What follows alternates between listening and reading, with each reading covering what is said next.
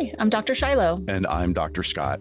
And this is LA Not So Confidential, the forensic psychology and true crime podcast. Each week, we explore the intersection of psychology, the criminal justice system, and entertainment. Today, this bonus episode is on the forensic psych topic of intimate partner violence.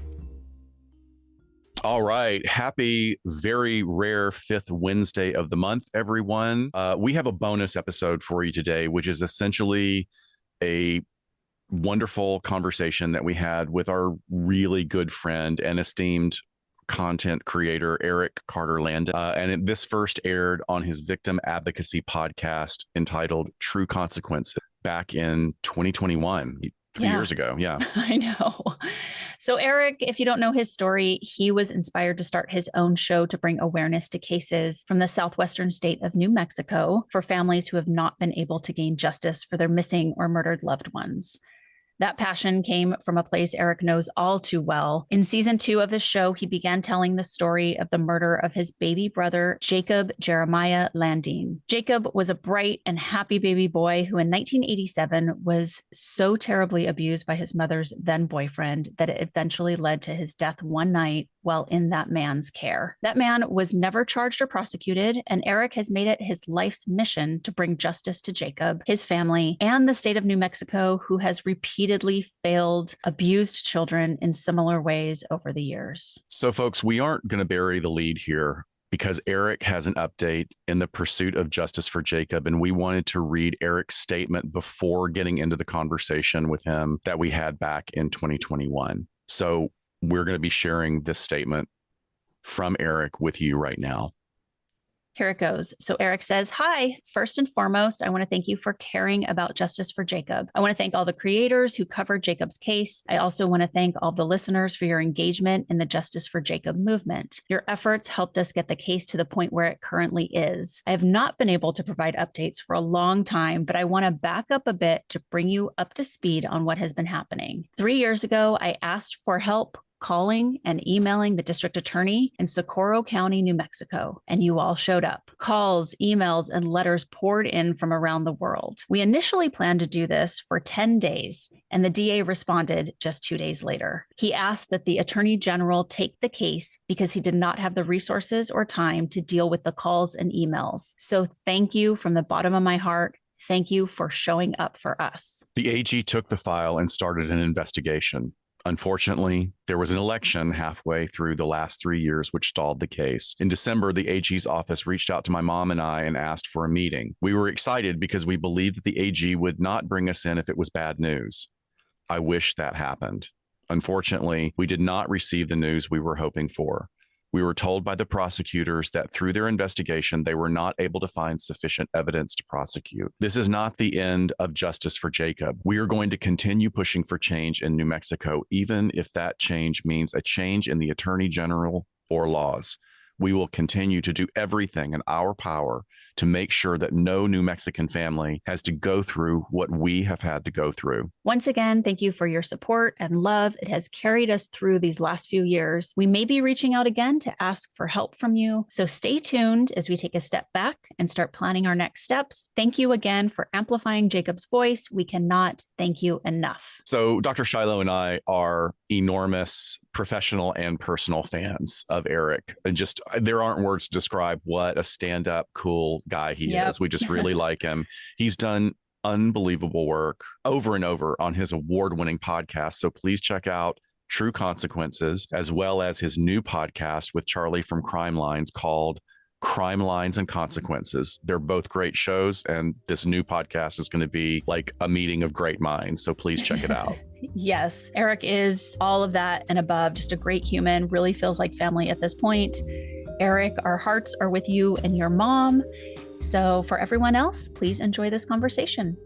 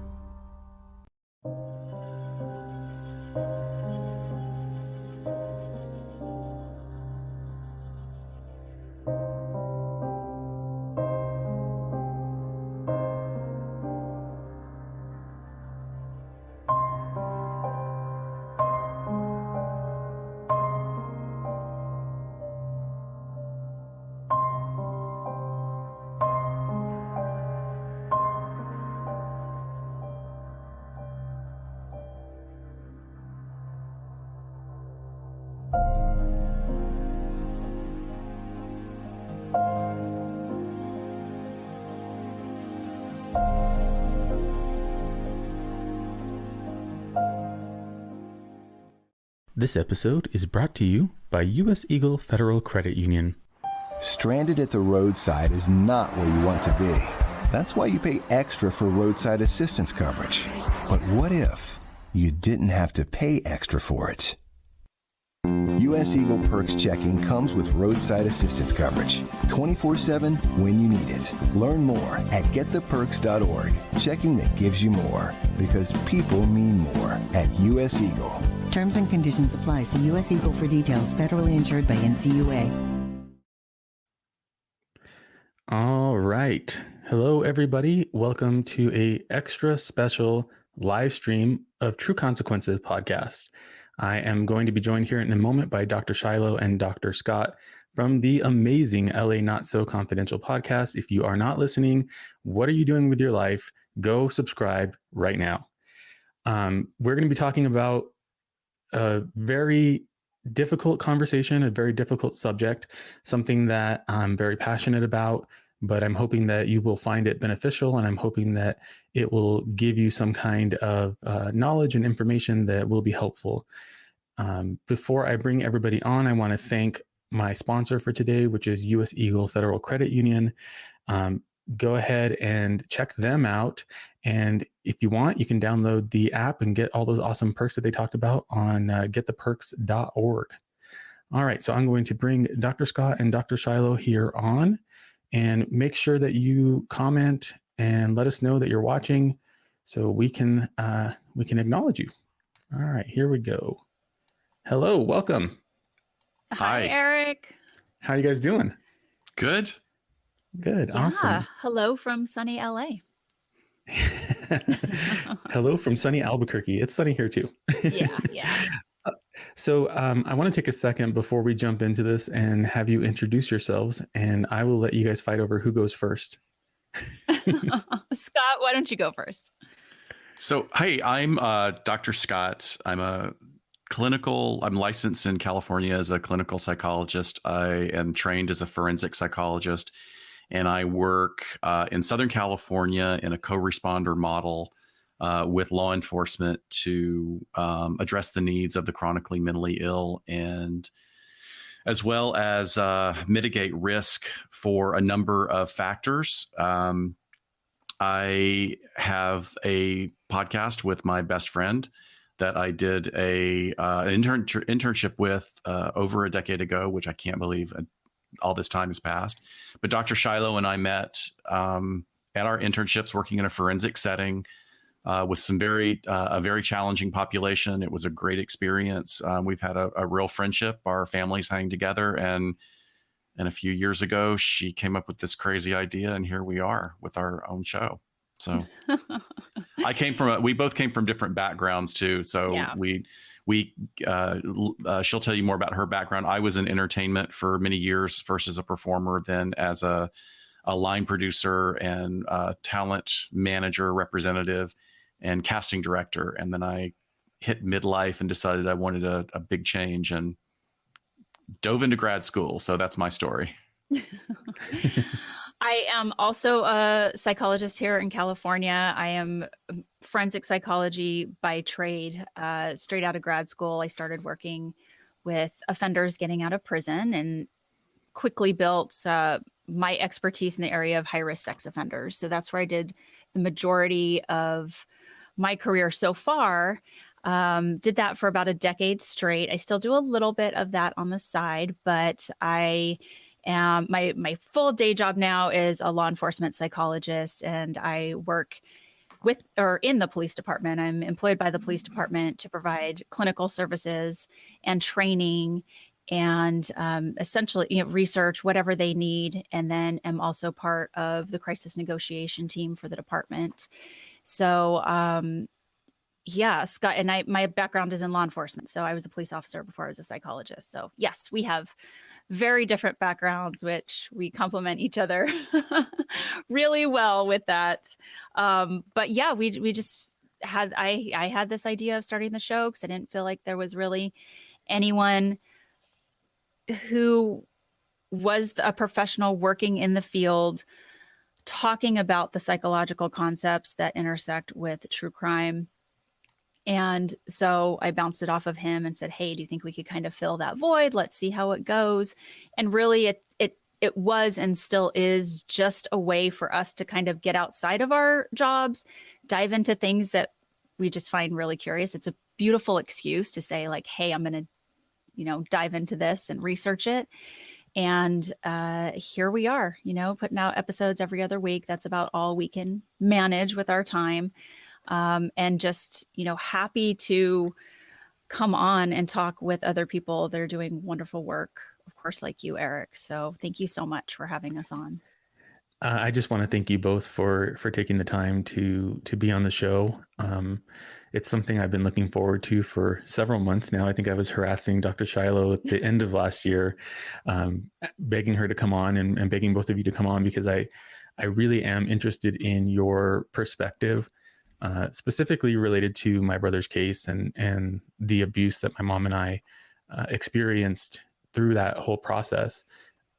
This was supposed to be the end of the 10 Days of Jacob campaign, but I had to suspend it early because it was so effective that I got a response from the DA in half the time, in 5 days.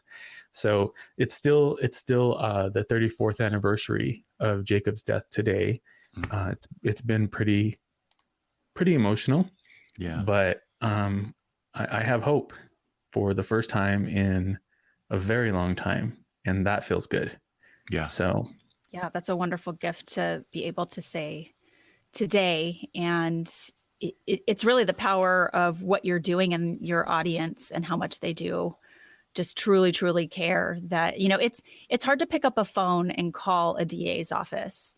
It's very easy to sign a petition. But, if you just take it up that next step where you're putting a voice, you're putting humanity behind it, that they have to respond. So I hope nothing but the best comes from it. Thank you so much. I appreciate that. So it's been an interesting few months for Jacob's case. And I've been on this kind of tour of as many podcasts and YouTubers and anybody that will allow me to tell Jacob's story. And so I do want to say thank you to everybody who has taken the time to lend their platform to me and to Jacob and to my mom, because it has helped tremendously. And without that pressure and without the awareness that has come out of that, I wouldn't be here, talking about the DA responding to me. So I have to acknowledge that. And I have to acknowledge both of you as well for taking the time to talk through this. So you both listened to Jacob's story. You listened to my mom's interview, I think, and I gave you the case file as well. I'm curious if you have any opening thoughts about the case, about the story, about anything before we get into some of the questions that I might have. Go ahead, I guess Scott. I do, but go ahead. I want to hear what you have to say. Well, what I was going to start with, and we're probably, Shiloh and I have gotten to the point now where we're finishing each other's sentences, which is really crazy, but it's so true. One of the things I want to start with is that I'm so happy that there's some movement and that your campaign, resulted in there being an opening where there was no opening before. So that being said, we're going to be really careful today about anything and everything that we observe, because we do not want to muddy the waters. And this is something that Shiloh and I are very clear about. So what I'll be doing is rather what I would feel more comfortable in protection of you and your family. And the purpose of this is to comment on what we understand as the described behaviors so that we can provide psychoeducation and understanding for what could have happened in a situation like that and what kind of perpetrator does this. But just want to be very clear, we don't want to muddy the waters or obfuscate anything within this moving forward.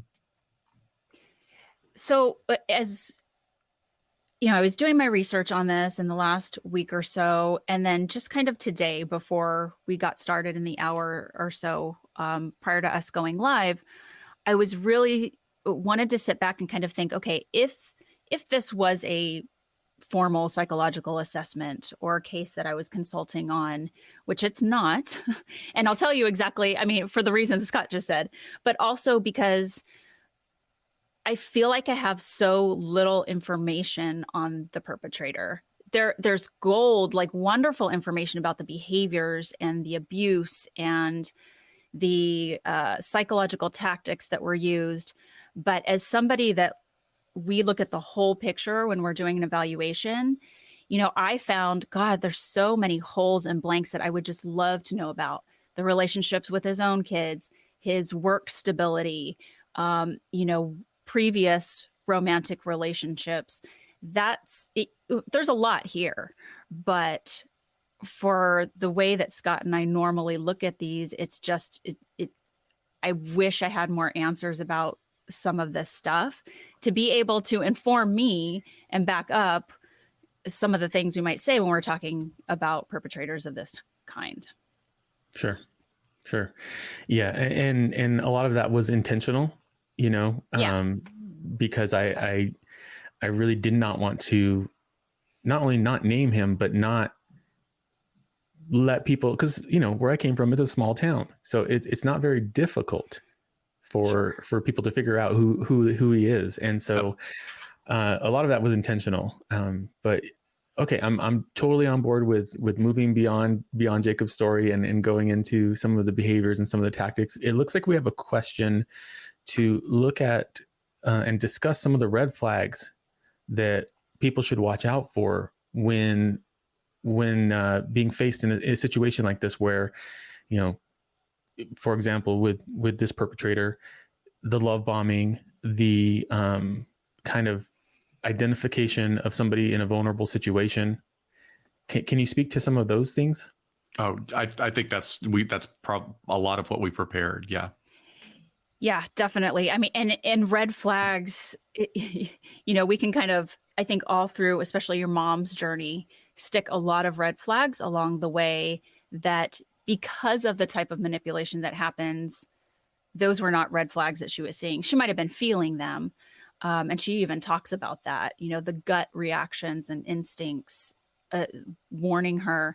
But it can be as early on as when you're talking about like the beginning of a relationship and what's happening there. Like what sticks out to me is just how he was there to swoop in the second your parents were split up, and being the best friend of her husband, right? So right there is just a little snapshot of a super interesting dynamic, and even creating more of a wedge to encourage her to leave.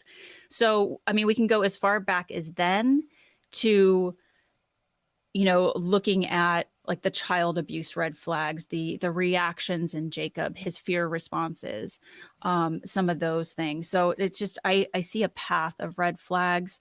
And as you talked about with the other two doctors on the live stream that you did, you guys covered very well why those red flags are so hard to see for women that are in this situation. So I don't want to regurgitate all of that, but I think there certainly is a lot to discuss. I mean, do you want to start with love bombing? Kind of talk about that a little bit? Yeah. I'd like to start with that, because I think that I didn't know what that was, of course, in the 80s. I don't think anybody really knew what that was in the 80s. And it wasn't until I became an adult and then looked back at the story and looked back at that time in our lives that I realized that that's what was happening. And so it is extremely, and I'm not a professional mental health person. I don't know a lot about things on that level. I understand them because I've experienced them. But I feel like it is very disarming when somebody's doing that to you, because even if you have doubts about them or their character, it kind of creates this dichotomy in my mind where I'm like, well, he can't be that bad because these are all the great things that he's doing. Right. Even though I have this feeling that something is off, it doesn't jive with what is happening. Yes. And that is a big indicator of knowing that it's not sort of genuine, like courting of a relationship. It's that gut feeling like something is not aligning. And I think you're right. We don't, when I hear love bombing, I think of cults, like somebody trying to get somebody into a cult. And I think Scott and I actually talked about that at length in our cults episode way back when. And I always just pictured it as just like dumping as much, love and gifts and things like that as possible. And then that's it. Like you have them trapped. But it's actually more of a process to where there has been some leaders in this field that kind of break it down into a few stages. So it definitely it falls under emotional abuse. I think we can say that, and it's just one of many tactics that's used by perpetrators of intimate partner violence in sort of this cycle of violence that we know about. But the first stage is that idealization stage. So there is extreme amounts of doting affection, showing a public affection, sort of the things you can see on the outside. But it's not just about gift giving and flowers and all of that. It's really this psychological game of making a connection with the person. I mean, staring longingly into their eyes, like really, like just these moments where they're putting in a lot of effort, these romantic conversations that, usually are revolving around our future together and all of these wonderful things that people want to hear. And what it does is it makes a recipient have those feelings of love at first sight. This is too good to be true. Like, oh my gosh, this is my soulmate, because you don't experience this in normal relationships. So it stands out as something that's amazing and seems like it's going to be a great thing, when in actuality should be standing out as this actually isn't the proper order of things. So that happens, and then it turns. There's this devaluation stage. And once they have the person in the idealization stage at the beginning, when someone feels that connected to someone else, you tend to open up more, right? So the person starts to learn about them, learn their weaknesses, what are their vulnerabilities, and then they can start using that against them in the devaluation stage. So that quickly turns into the manipulative tactics, where the perpetrator starts treating the victim or the recipient as more of a possession or an object at that point. It's like they've won, and now, okay, you're mine. And that's when the belittling, the insults, the tearing down of the self-esteem will start. They'll even start to like flip the script. So if the person says like, oh, I haven't been the victim, I haven't been spending time with my girlfriends, like they're really wanting me to go and hang out. Oh, well, you're so selfish. Like, I can't believe that, you're going to take away a day from me, rather than like, bye, go have fun. Okay. You deserve it. They flip it to where the victim starts questioning themselves. And it's interesting because the perpetrators are actually incredibly insecure, but that's how they're making their victims feel at some point. And then there's this discard stage, which is interesting because it usually happens sort of in one of three ways. Either the perpetrator basically finds someone else to latch onto, which kind of sounds like it was happening in your mom's case, right? So their attention turns to the new shiny new victim, and they're kind of done with the person that they're with. And they will, if there's no benefit to them anymore, they'll drop them and be on to the next thing. There also could be the situation where the victim starts pushing back, like realizes, hey, this is BS. My family and friends are encouraging me and supporting me. And then it's like game over. But sometimes, which is the worst and so manipulative, is that the perpetrator will discard or end the relationship as a ploy because they have every intention on reconnecting. So it's sort of like, hey, I'm going to break up with you, but then I'm going to start this whole thing all over again. So it is much more sinister. I think you nailed it, Eric, than we kind of think of on the surface when we hear love bombing. But never the fault of the victim. No. I wanted to jump in and add something to that really tight definition is, I'm going to touch on this in a little bit to answer one of your other questions, but this idea of in the Western world that we've had of romantic love, which is only sort of further driven by, historical poetry and a lot of our literature and every Hallmark movie ever made. which isn't necessarily real. It's a bit of a fantasy or a fairy tale. And yes, romance is an important part of a relationship, but one of the examples that comes up that's not related to this case clearly, but is a great example is Scott Peterson. And Scott Peterson was a big one for love bombing Lacey and also his girlfriend on the side with like these huge romantic gestures, like a dozen red roses for her and a dozen white roses for the mother. And, there's something off about that. And just kind of, I know looking here in the chat and the comments, the idea of looking for those things, those red flags, that's a red flag. When someone like gives these really over the top gestures that don't really take into consideration, like, I don't even know if this woman likes flowers or this guy likes flowers. Maybe they're allergic. Maybe they hate red roses. Maybe it reminds them of something. Right. And but my husband knows that. Right. Because those are the things that you want to do is you want to get to know the person. So these like grand gestures are almost like, and this is a weird analogy, but let me say, if you've heard of the concept of uncanny valley, of why we have these really sort of mild to significant revulsion reactions to robotics. So robotics that are too human, but not enough to completely fool you, cause us to have this innate defensive revulsion response of, this is not real, this is potentially a danger to me. So that's a broad example of what can happen in relationships, is like your gut is a finely tuned radar if you learn to listen to it. Well, this looks nice, but it feels a little off. But everybody has people coming from a trauma-informed background or a background where they were invalidated by family members or they had another abusive relationship, and then they feel something is really positive coming from this new potential partner. It's very easy to slip into that, and everybody falls for it. There is no outline of a victim of domestic violence or interpartner violence. It's like we are all able to fall for that. So I just wanted to give that weird example and kind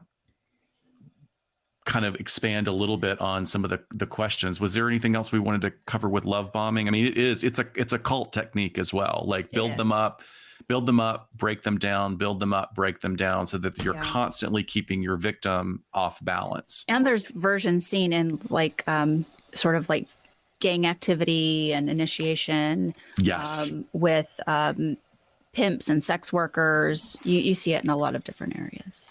Yes. So Lane is asking, do you feel that these perpetrators are aware that they are doing, like, is this intentional, or is it more of like a personality disorder?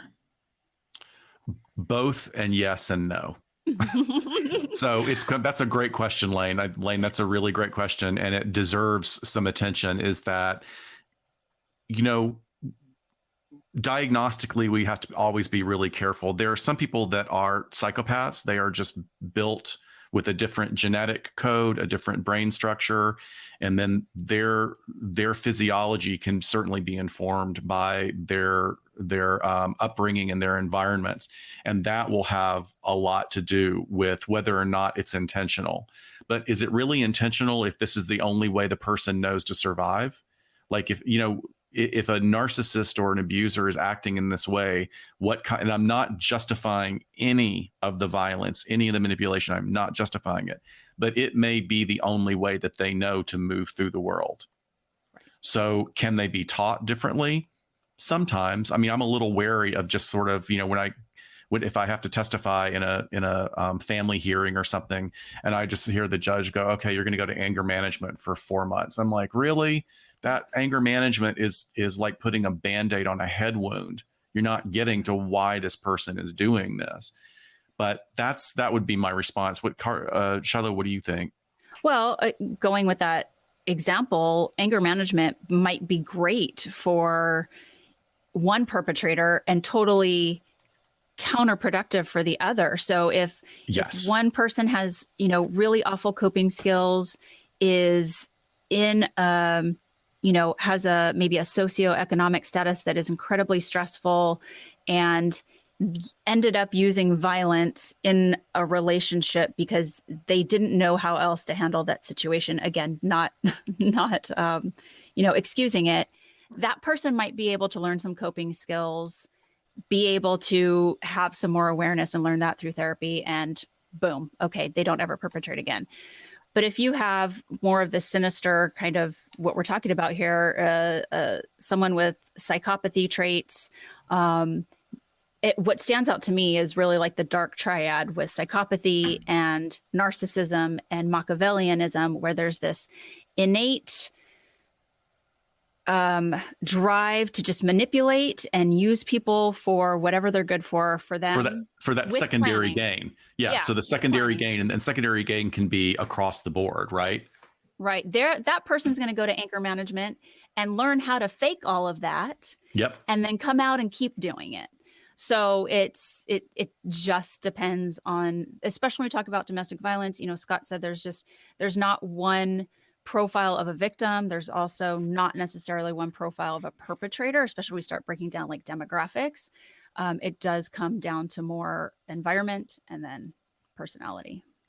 Do you feel that the intimate partner violence, domestic violence, could be potentially symptoms of a bunch of other issues for different situations and different people? It sounds like, depending on the perpetrator and where they are, it could be a number of factors that are causing that. Oh, absolutely. Behavior.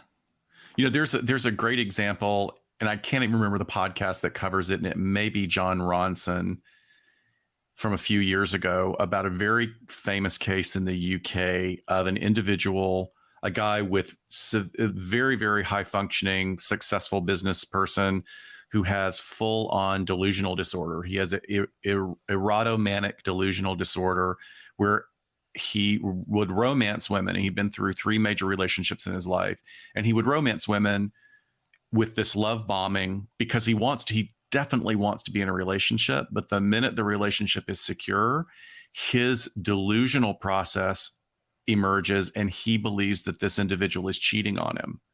And so he has hooked up, and they interviewed 3 of the women who had been in relationships with him who were just exhausted by this. It's like, I'm literally just went to the kitchen to get a cup of tea, and you're saying that I got on my phone to chat with a boyfriend, or that I'm at work, but I'm having an affair with someone.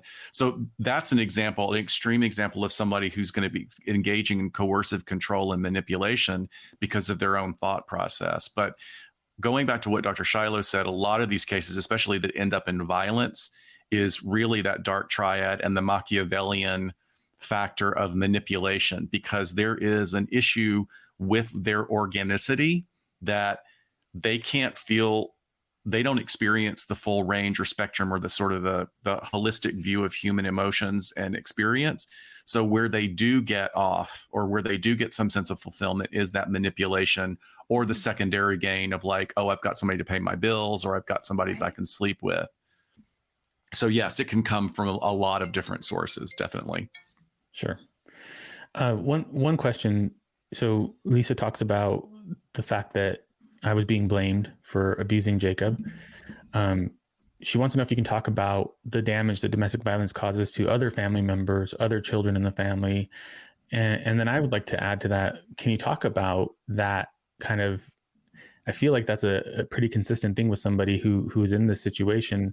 And like I said, I can't diagnose the perpetrator in this because I'm not qualified to, but I do see a lot of the hallmarks of that narcissistic type of behavior where, this is kind of anecdotal and a little bit probably not evidence-based because I just saw it online somewhere, but it said, if you want to know what a narcissist is doing, look at what they're blaming others for. And so can you talk about some of that? Yeah, I'm so glad that you framed the question that way, because when you had given us the points that you wanted to discuss, that was one of the things that was really important to differentiate, is that, there's a lot of controversy within the mental health community and the recovery community about what constitutes the use of this term and whether or not it's appropriate to use official DSM diagnosis criteria outside the DSM. So like I throw around the term a lot, and I'm guilty of this. Like I'll say narcopath, which is a combination of narcissistic and sociopathic or psychopathic traits, but that's not actually a diagnosis. That's a description of an amalgamation of behaviors.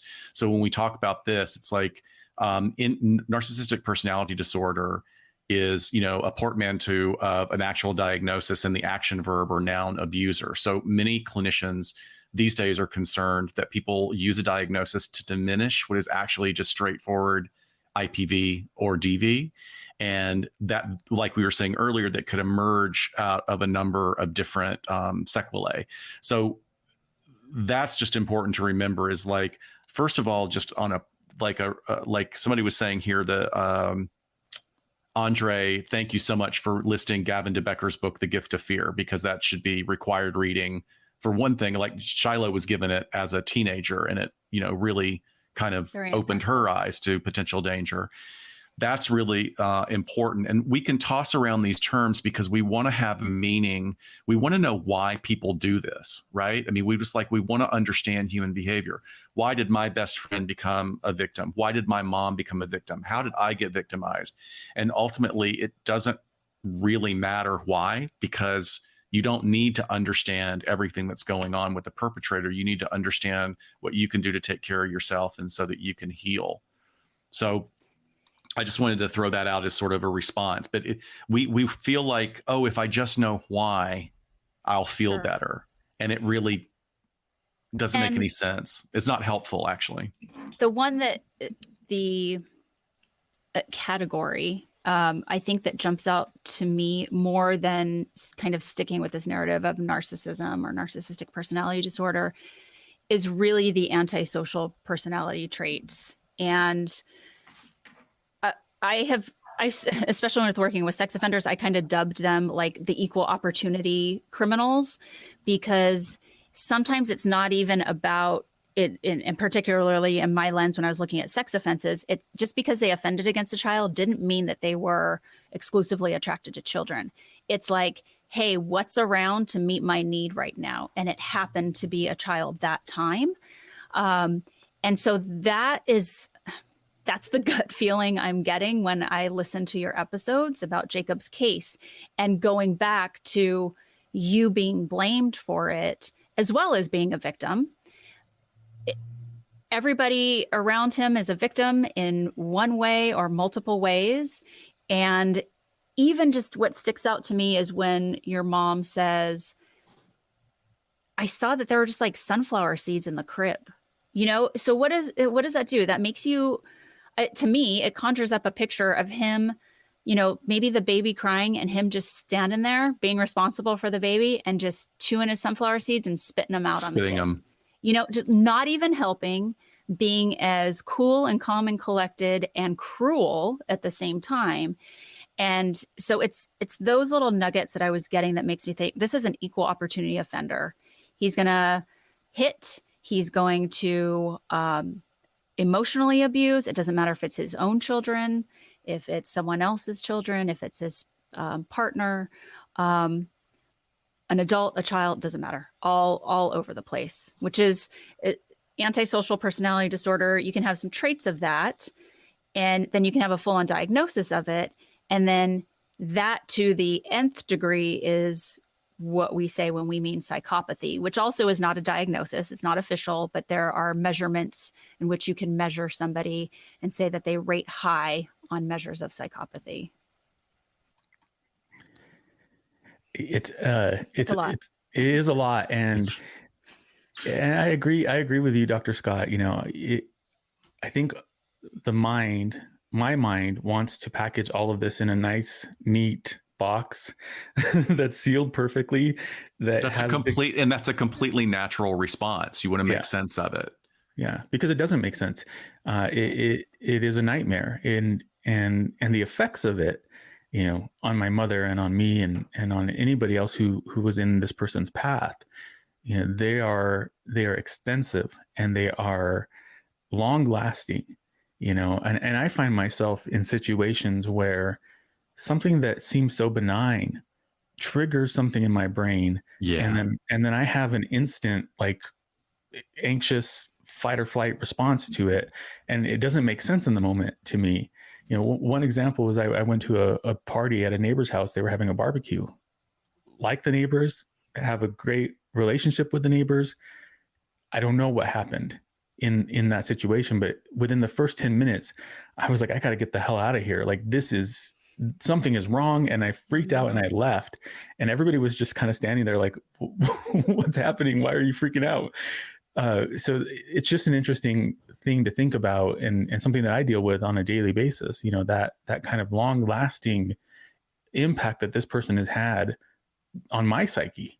Well, and especially for you. I mean, because your mom had a life before him. So she knew what life as an adult was like before this person.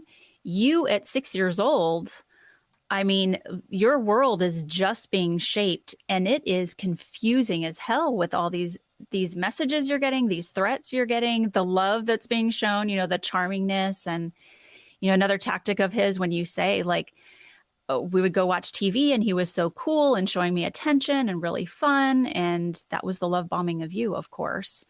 But what a way for your world to be shaped at that age, to then have to navigate the rest of your life. Well, the task becomes, as an adult, deconstructing all of that damage, because like Shiloh's saying, the love bombing you're getting while you're having that intimate moment with this guy is then juxtaposed against him lining you up military regiment style and saying, I will kill you. If you, what's the lie? Tell me the lie, make it convincing. Yeah. And if you, that has long-term damage on a kid. I mean, it's amazing how resilient we are as humans. The fact that we survive at all is kind of crazy, but the resiliency is sort of built into the majority of our population. That I don't know if everybody remembers. I'm so old. There was a toy when I was growing up called Weebles, and they were like sort of pre-Lego little wooden egg-shaped people. And the tagline was "Weebles wobble, but they don't fall down," because they always would kind of revert back to their baseline. And as humans, we have the ability to do that. But if you really want to mess a kid up, is you give them consistently mixed messages. And that is, that can lay a groundwork for what you're saying. Exactly what you experienced was you had some unknown combination of triggers. And maybe it was the music, maybe it was the music and the food, maybe it was the music and the lights, and something you heard but didn't realize you heard, that then sends you into that sort of complete adrenaline and cortisol flush into your body. And the great thing is that what we know now about treatment is that we can deconstruct those things, but it takes time. And the important thing to remember is that in that process of deconstructing it's your personal process of healing. It is not about trying to figure out why they did it. Whenever we try and figure out other people's motives, you are taking a taxi into crazy town. Like, that just doesn't make any sense. Stay in your part of town where you know the streets and the avenues, and I'm comfortable here. I am not going to drive over to crazy town and try and negotiate that geography when I don't know it. That was one of the most important lessons. You don't need to know it. It's not going to be purposeful for you. So some very wise person told me one time that you can't make sense out of crazy, so don't try. Right. And that helps. That helps a lot. but we are drawn to wanting to. We want it to make sense. And that needs to be part of our coping skill, is when we are drawn to, I just want to know why she did it. I just want to know why he did it. To gently reparent ourselves in a very compassionate and loving way and say, it doesn't matter why they did it. It matters that you're hurting. And when you say you're parenting yourself, it matters that I'm hurting and I can take care of this, and I'm going to find my own way. And it comes from a place of not wanting it to repeat, right? We want to learn what went wrong and why they did it, so that we don't fall for it again, whether it's being cheated on or, any sort of abuse that you experience. But I think what also is really powerful for you, Eric, is when your mom finally did, the turning point for her, when she finally did, obviously they weren't together anymore, and then started demanding answers about Jacob's death. I think that could have been really empowering for you too, to feel like that was just a new chapter finally. Like, okay, mom and I are aligned. We're healthy again. We have a mission, which obviously you're carrying on to this day. But even as a child, still a juvenile at that time, to see her gain her strength really helps in, everything, not undoing everything, but helping towards the healing. It definitely provided hope and a sense of the possibility of a future, which is something that I did not have prior to that. It was literally a day-to-day situation for me. I didn't know if I was going to be alive the next day. So seeing her do that and get strong enough to fight back and to leave, that was a pivotal moment for me. And at the same time, my grandmother, she is one of those people that is not very warm and emotional, because she didn't have that growing up, but she is very loving, and she wants to be that, even if it's hard for her. But she pulled me aside because I was having a very hard time after we left. I was very fearful. I remember I wouldn't make eye contact with people. I would ask permission to use the restroom, and then I would apologize because they would get mad at me for asking permission, and they get mad at me for apologizing, and then I would apologize for it was just like this crazy vicious cycle. But my grandmother pulled me aside one day, and she's like, "Look, I don't know everything that happened to you, but I know that it was not good. But I want you to think about this, that you have a choice to make right now. You can just let this consume you, and you can go down this road, and it can just take over everything. Or you can make a choice to be better and to do better." And it's a simple thing, and I know it's not easy for everybody, but that, for me, that moment, I realized like I did have a choice. And how old were you? I was probably 11. Okay. And someone's giving you the permission to do it too. Right. Saying it out loud is different. It is, exactly. So you've got not only witnessing your mom take advocacy and being efficacious for herself, she has volition to push back and make a motion. And so you witness that as a kid and go, oh, it's possible to push back. Those are all great. And then, I think this was also really good timing that you also had another trusted adult that could give you an alternative. The only thing, and I say this with great love and compassion for you and for your family, is that we got to be really careful about the words that we use with kids, because the idea of choice is a hard thing actually for an adult to understand when you're under duress, because you may not be able to see that you have choices, even though you're told that you have choices. So, we all need to be cognizant of how we frame these things for kids. But I think the most important thing is that you had at least two solid adults that were there, that you knew like they had your back no matter what. But yeah. I also wanted to say, like, before, I don't know if we'll be able to cover everything today, but if anyone listening to this, I'm sure because they're interested in this genre and because they care about you need to understand the term of gaslighting, because gaslighting is like one of the foundational tools that is used to keep people off balance in coercive control relationships and IPV-DV relationships. And gaslighting it's basically a manipulation technique of crazy making, is to make your intended victim unsure of themselves, to constantly undermine what that person is experiencing and expressing. So, just for anyone who's listening, there's a great Wikipedia page on gaslighting. Go read it. It's fantastic. So I missed some of what you said, but I got some of it about the gaslighting. I apologize for my internet connection issues there. Oh, no worries. So Lane asked a couple of questions here. Let's see. So she said, if possible, can you talk about how narcissistic abuse in particular can contribute to mental illness or even disordered behavior in children? And then as a follow-up to that, how would you recommend intervening to avoid full development of disordered personality disorder in a teenager? That's a heavy question. Ooh, that's a lot.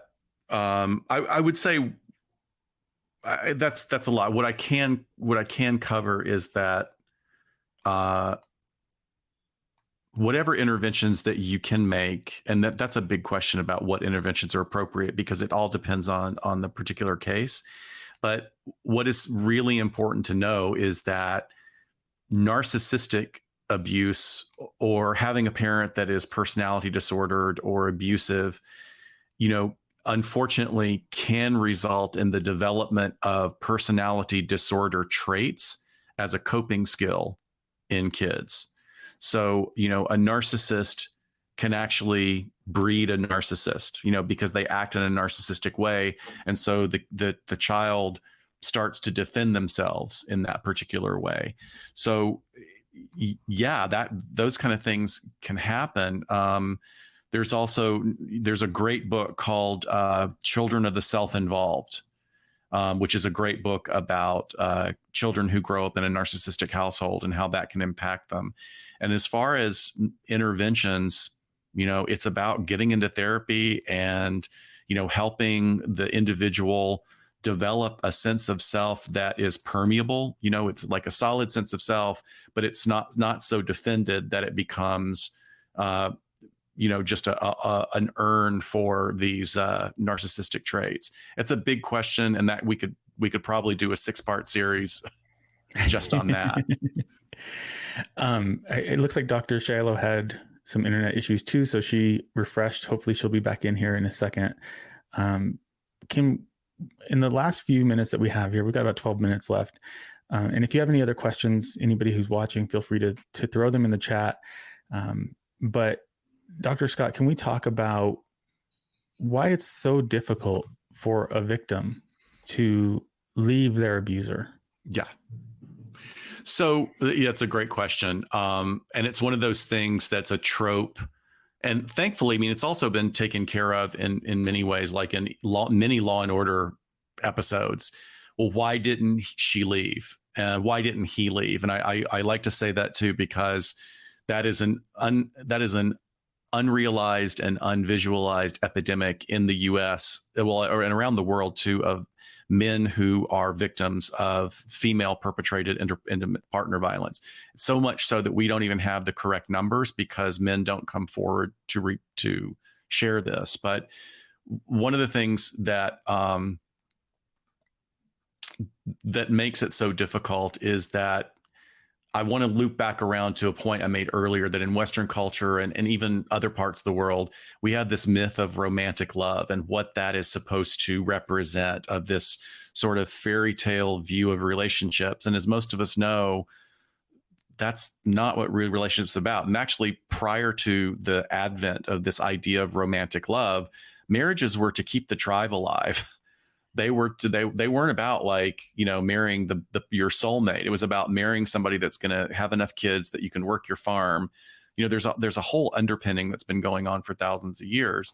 And unfortunately, that is dovetailed with patriarchal systems that have been, promoting male heteronormative role models and gender roles. So, this is to say that they can't, like I said, that these can't happen in same-sex relationships, because they can, but they are as a result of sort of these gender roles that we have. So myths like things might just work it out, be a good wife, a mother, a girlfriend, which unfortunately is a lot of the time what you get from pastoral counseling. So when people go to their minister, their priest, and it's like, well, yeah, he's beating the shit out of you, but maybe you guys can work this out. And one of the things that we do as mental health clinicians, and I'm also a licensed MFT, is that if there has been any incidents of violence in the relationship, it is not time for couples counseling, because couples counseling can actually make it worse. It's more about like, no, these two things have to separate. This person needs to go get their work on their propensity towards violence, and this person needs to go to get their trauma response examined. But how people stay in it is that violence cycle and that coercive control cycle is engineered to separate the victim or potential victim from their support system.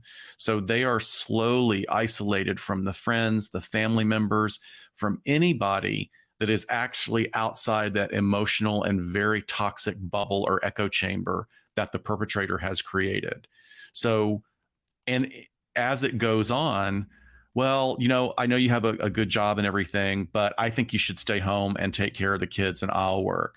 So then you cut off the financial support that this individual has, and they are not able to even really realistically come to a place where they can pack up all the kids and a suitcase and get to a hotel or to a shelter. They just don't have that option, right? So it can be that they don't leave because they don't see any chance for their real escape. They could be pushed into a place of hopelessness and helplessness, and they can't see their options that are available to them. And then there's also a really awful thing that happens with people of long-term abuse and manipulation is you start to get brain fog. You actually start to have altered cognitive ability. And you can have the most brilliant person in the world who's the sharpest knife in the drawer. And yet, after months or years of abuse and isolation and all of these manipulative factors, they are not able to actually figure their way out in the way that they would have prior to this. So they get convinced that they can't leave because the cycle of violence and coercive control constantly keeps them off balance. And if we have time, I have another crazy analogy. I call it the Dorito analogy. So a lot of people don't understand about how snack foods and junk foods are made in the US and how, there are literally labs developed to develop new flavors. But the other thing that they do is that the flavor profiles are created with a combination of sodium or salt and sugar, because understanding those two different taste processes in our mouths messes with our brain. So a nacho Doritos is designed to have equal amounts of sugar, even though you don't know that you're eating sugar. There's sugar in that salt. So your brain is constantly trying to figure out, is it sweet? Is it salty? Is it sweet? Is it salty? So you eat more to figure it out. And I find, and I'm sorry, I'll probably be pilloried in the public about this, but I find that in a violent relationship, that can be, they're sweet and salty. You're constantly being thrown off balance and your brain can't make sense of it. Well, he's being nice now, or she's being nice now. Oh, and then you start making but he was not nice now, but he was nice before. So I've got to make excuses so that I can maintain this cycle. So I apologize for the Doritos analogy. I don't know if that actually works as a dovetail. I love that I leave for 5 minutes and I come back and you've gone totally off the rails, Scott. I cannot leave him alone for anything.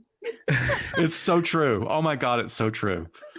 So I do understand what you're saying with the, first of all, I love Doritos. Me too. They're so good, especially you may not have that in LA, but we have green chili dip here in New Mexico, and Doritos with the green chili dip. It's heaven. It is why I gained 25 pounds at the beginning of the pandemic. I've lost it now, but comfort food, but it definitely made me feel good. So we have a question here. Do you feel like it is a good idea to get involved when you see somebody developing towards an abusive relationship? In other words, like a friend, a family member, or is it better to just keep your mouth closed so that they can reach out when they're ready without fear of judgment? Well, they're going to need to know that you're part of their social support system. So I definitely wouldn't say don't do anything and just wait for them to come to you, because that's really, really hard with the shame that's associated with it when it does come to that spot. I'm guessing with, even the person asking this question knows that they wouldn't be able to stand by and do nothing. And I don't think many friends of friends would say nothing if you care about them. But definitely it can be a challenge, right? Especially if someone in the cycle that we're talking about, and they're in the sugar stage of the analogy, I don't know, where things are really good, they can be like, what are you talking about? What are you picking up on? And just consistently, not pushy, but being there, letting them know what you're saying that maybe they're not saying. And I'm here when you need me. I'm here for your support. I'm not here to judge it. I just want to completely back up what Shiloh is saying is you walk a fine line. And I had I've been in this position myself, when people are splitting up for various reasons, and sometimes there's, it's very clear that, you just want to be supportive. And then there are some times where it's like, wait, something else is going on. But you do still have to be careful, because if you can stay away from, first of all, if there's violence and there's clear violence, then there doesn't really need to be a processing discussion. It's about like, I'm part of your support system. Like Shiloh was saying, I'm part of your support system. How do we keep you safe? Everything else is secondary. I don't need to know all the drama. I don't need to know. I know you're hurting. How can we keep you safe? I need to keep you safe. And beyond that, you have to be really careful, because if it's not overt violence and if it's not overt manipulation, but you need to be really careful, because relationships are not going to immediately, you need to divest yourself of the idea that you can be the white knight that goes in and rescues this relationship, because what you can do is inadvertently triangulate and mess the system up even more, because this person you're trying to help may actually not be done with their version of the cycle. So they go back into the sugar stage, and now they're pissed off at you because you were on the other side during the salt stage going, your partner's a piece of shit and you need to get out of there. So that defense mechanism is going to rise and might push you out of it when all you wanted to do was help. So it is really difficult. You need to be very judicious about how you maneuver through that particular part of a relationship, even if you're just trying to be helpful. Yeah, I think that's really good advice. And just letting somebody know that you are there, because there is that feeling of isolation that comes out of this whole process.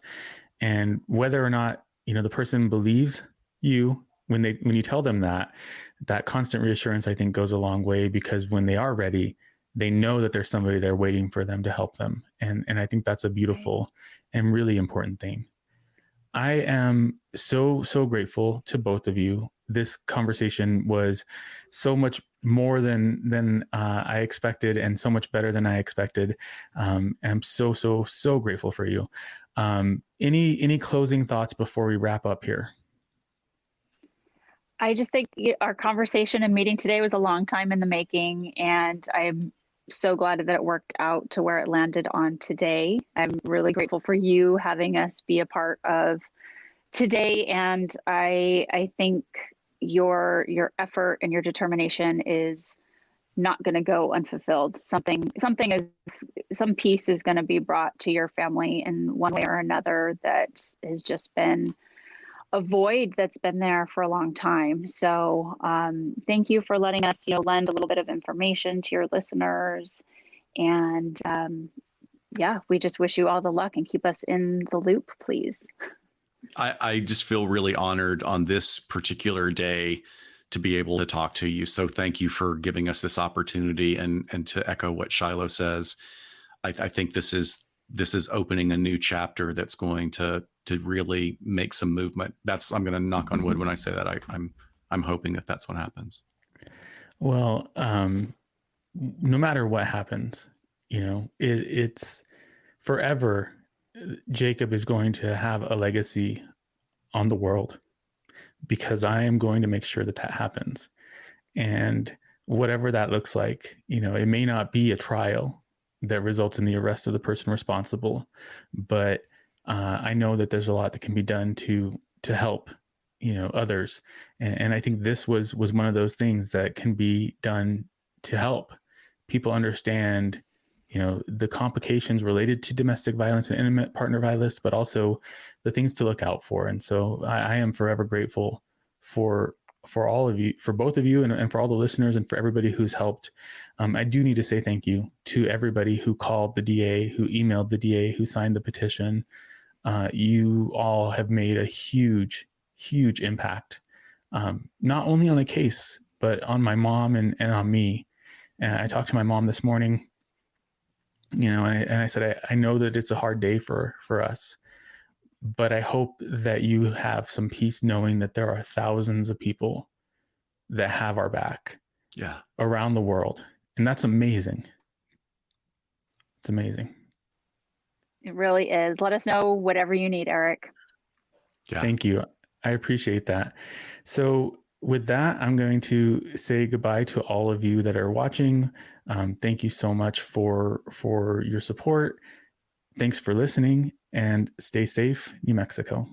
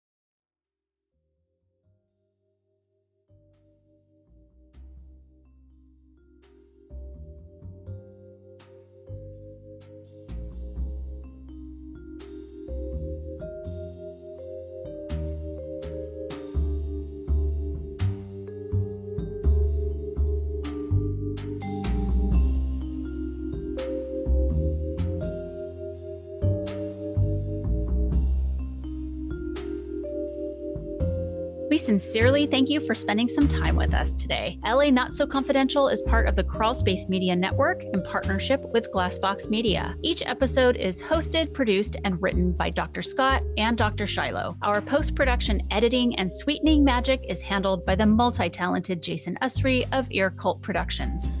The LA Not So Confidential theme, entitled Cool Vibes Film Noir, is composed and performed by the talented Kevin MacLeod. He graciously allows us to use his music via a Creative Commons Attribution license, and you can check out all of Kevin's amazing work on YouTube. All of the resources for each episode can be found on our website at la-not-so-confidential.com. You can find us on Instagram at LA Not So Podcast, on Twitter at LA Not So Pod, and on Facebook at LA Not So Confidential. Media inquiries and bookings are scheduled at alienistentertainment@gmail.com. Please join us each month on Saturdays at 4 p.m. Pacific Standard Time for a live streaming and very interactive broadcast on YouTube entitled Behind the Couch.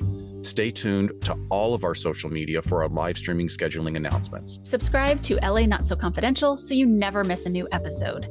And lastly, we'd be honored if you joined our Patreon at patreon.com/LA Not So Podcast. With a subscription, you get an ad-free listening experience, and you'll be the first notified about upcoming live events, social gatherings, and super cool swag coming your way. Thanks for listening, and join in with us next time on LA Not So Confidential. Bye, folks.